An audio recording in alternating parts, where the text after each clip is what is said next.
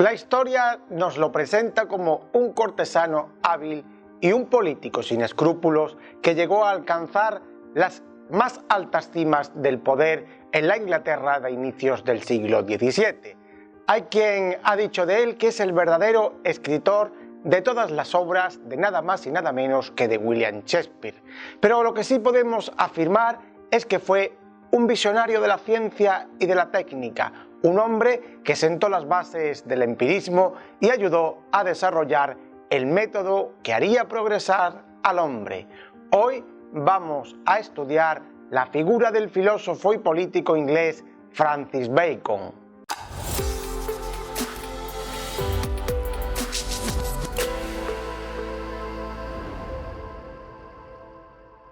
Francis Bacon nació en Londres en 1561. Su padre, Sir Nicholas Bacon, fue un alto funcionario del gobierno de la reina Isabel I. Concretamente, desempeñó el cargo de Lord Guardián del Gran Sello. Su madre, Anna Cut Bacon, destacó como una de las mujeres más cultas de su siglo.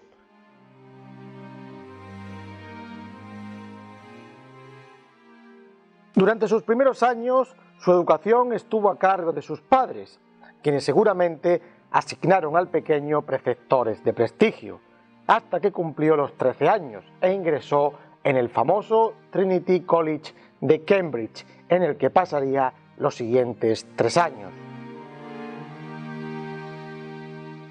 Con 16 años, desencantado con el sistema educativo, abandona prematuramente Cambridge para conocer los entresijos de la carrera política, como agregado al séquito del embajador de Inglaterra en Francia.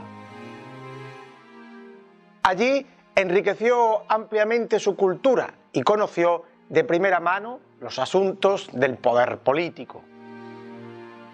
Viajó constantemente por todo el territorio francés, sobre todo a París, pero parece que su residencia se fijó en Poitiers, donde estudiará también Descartes años más tarde.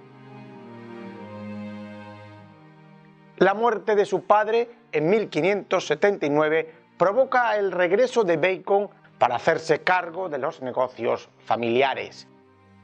A la par, vuelve de nuevo a retomar sus estudios en leyes y consigue sacarse la carrera de abogado.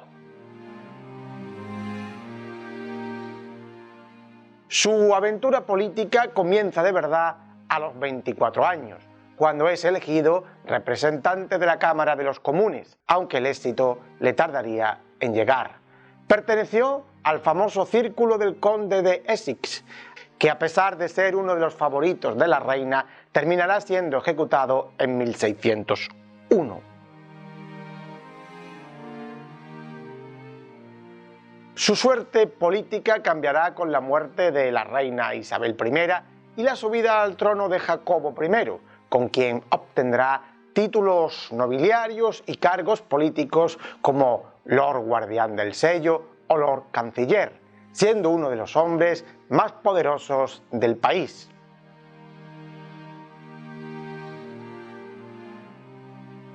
Pero en 1621 fue acusado de aceptar sobornos, acusación de la que se declaró culpable, por lo que fue encarcelado y apartado de todo cargo político. El rey lo absolvió de su pena y de una gran multa, pero su carrera política había llegado a su fin.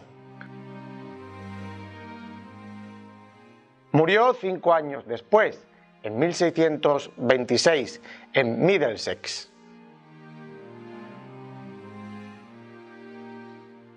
A Bacon lo podemos definir como un filósofo de la ciencia, un hombre que trata de crear un método de estudio y una técnica que otorgue al hombre el control del mundo natural. Para este filósofo, la felicidad y el aumento en la calidad de vida van unidos al avance científico. En su obra La Nueva Atlántida, que sigue los modelos tradicionales filosóficos de sociedades ideales o utópicas, Bacon nos presenta una ciudad modelo a la que llama Bensalem. Allí lo importante no es tanto la moral, como en Platón o en Tomás Moro, sino la propia ciencia y el conocimiento. Es una ciudad de científicos, un laboratorio gigante de ciencia experimental en el que sus ciudadanos se vuelcan en el progreso de la técnica y la cultura. En este aspecto, el pensamiento baconiano pronostica el futuro de las sociedades actuales. La principal aportación de Bacon es su método inductivo para el análisis científico. Bacon criticó a Aristóteles porque los métodos del griego no ayudaban al progreso, como expone en su obra fundamental Novum Organum.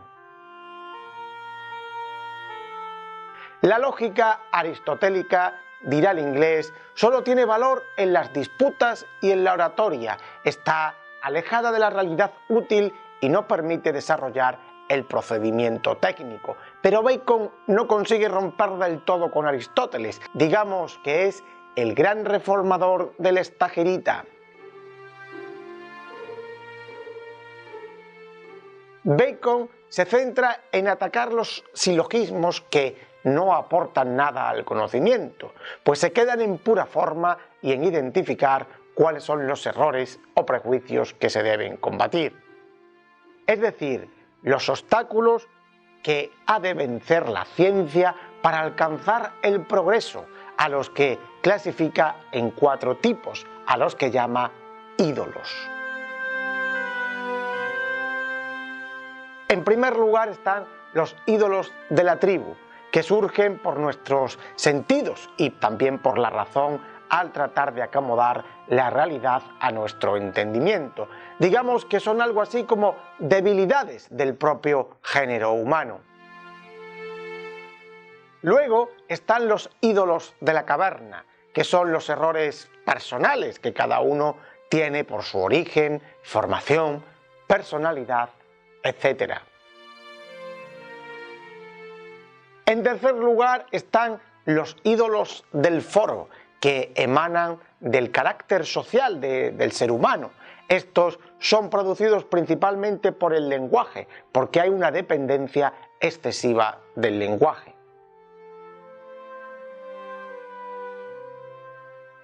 En cuarto lugar están los ídolos del teatro, que se corresponden con los errores provenientes de ideologías previas y sistemas filosóficos de la tradición.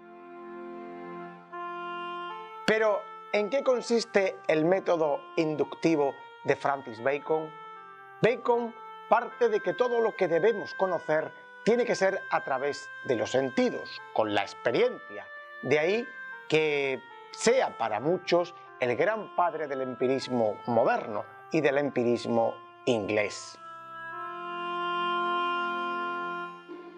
Pero Bacon no rechaza la razón, como muchas veces se dice, por oposición al empirismo, sino que es fundamental también esta razón para alcanzar la verdad y obtener el progreso de la ciencia. Bacon utiliza un método inductivo de 3 tablas, que son colecciones de casos para almacenar y analizar el conocimiento.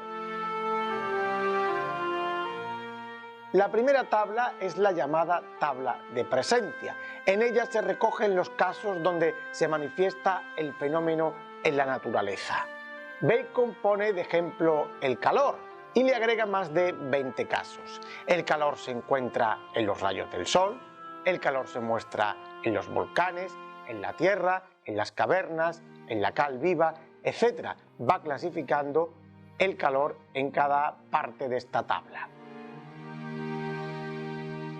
La segunda tabla recoge los fenómenos de la naturaleza donde no se encuentra este fenómeno. Por ejemplo, en los rayos de la luna no hay calor, o en las estrellas, o en los cometas.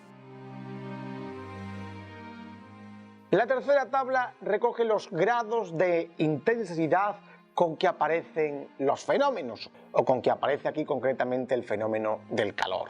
Los animales aumentan el calor con el movimiento y el ejercicio, con el vino y los banquetes, con los placeres de Venus con fiebres ardientes y con dolor, expresa el autor empirista.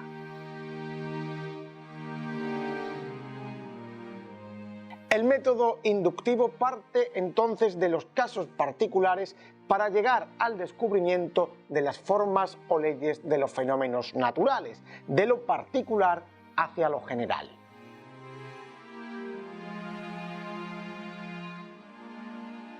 Este método no pudo Bacon llevarlo a la práctica de forma muy eficaz, aunque sus ideas eran muy ambiciosas, pues murió antes de poder hacer sus logros realidad, antes de hacer algún hallazgo técnico o científico. No obstante, dejó el camino abierto y allanado para las siguientes generaciones.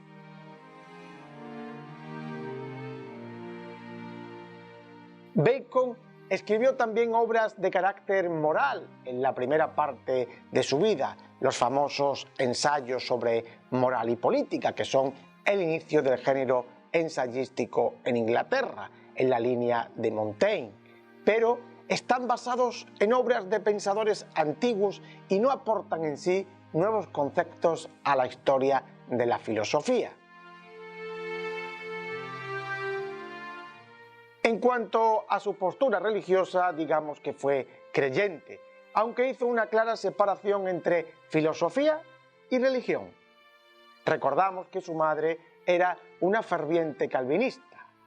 Bacon escribió: un poco de filosofía inclina la mente del hombre al ateísmo, pero la profundidad en la filosofía acerca la mente del hombre a la religión.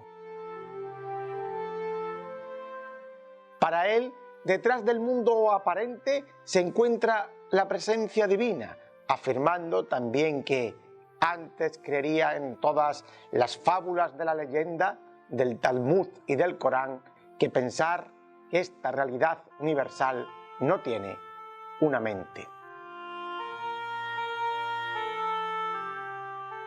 Por último, podemos señalar como curiosidad que desde el siglo XIX existe una corriente de estudiosos que atribuyen al propio Bacon las obras de nada más y nada menos que de William Shakespeare, y que el famoso dramaturgo solo sería un títere que habría puesto su nombre para evitar posibles problemas políticos a Bacon.